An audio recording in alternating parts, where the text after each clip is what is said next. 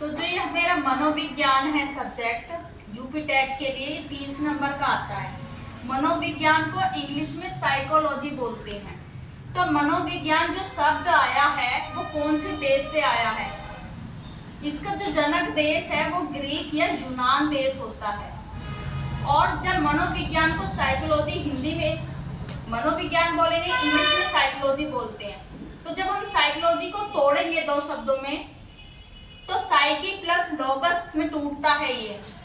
और जो साइकी जो होता है जिसका अर्थ होता है हिंदी में आत्मा, और लोगस का अर्थ होता है हिंदी में विज्ञान। जिस तरह आत्मा को इंग्लिश में सोल कहते हैं और विज्ञान को इंग्लिश में साइंस कहते हैं, तो ये दोनों आत्मा और विज्ञान मिलकर ये आत्मा का विज्ञान माना जाता था सबसे पहले।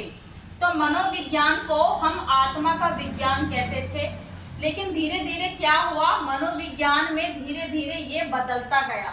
सबसे पहले आत्मा का विज्ञान आया 16वीं शताब्दी में, फिर हमारा 17वीं शताब्दी आई जिसे मन का विज्ञान या मस्तिष्क का विज्ञान कहने लगे, लेकिन ये परिभाषा भी फेल हो गई।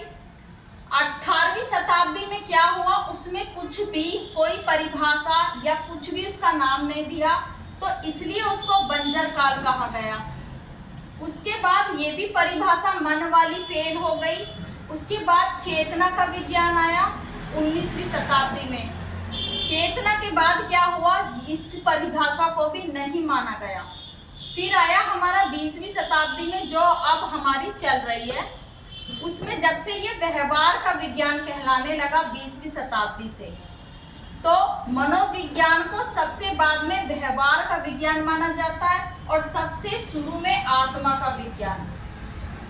मनोविज्ञान ने एक ये परिभाषा के रूप में दिया है, जिस वैज्ञानिक ने दिया है उसका नाम है वुडवर्थ। तो मनोविज्ञान, इसे हम ऊपर जो हमने कर्म पढ़ा है इसे हम कैसे करेंगे, मनोविज्ञान ने आत्मा को त्यागा, मन को छोड़ा, चेतना खो गई और व्यवहार अपना लिया गया।